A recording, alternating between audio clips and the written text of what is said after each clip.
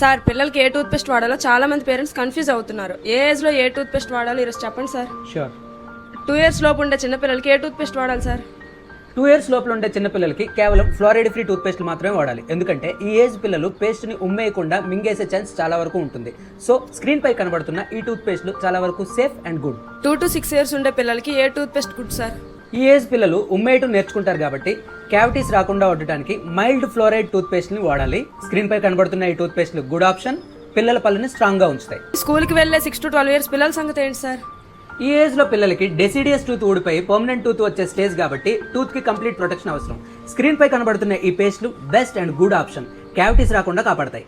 పళ్ళు లేని పసిపిల్లలకు కూడా ఒక స్పెషల్ బ్రషింగ్ టెక్నిక్ ఉందని మీకు తెలుసా? తెలుసుకోవాలంటే కిడ్స్ అని కామెంట్ చేయండి. నెక్స్ట్ వీడియోలో క్లియర్ గా చెప్తా. అంతా బాగానే చెప్పారు కానీ మీ స్టైల్ ఫినిషింగ్ మిస్ అయింది సార్. కరెక్టే కదా. పిల్లలకు మనం ఇచ్చే బెస్ట్ గిఫ్ట్ ఏంటో తెలుసా? రేపు నలుగురిలోకి వాళ్ళు వెళ్ళేటప్పుడు గుండె నిండా ధైర్యంతో ముఖంపై నవ్వుతో నిలబడే కాన్ఫిడెన్స్. ఆ కాన్ఫిడెంట్ స్మైల్ ని ఈ రోజే ఈ చిన్న వయసులోనే కాపాడడం మన బాధ్యత.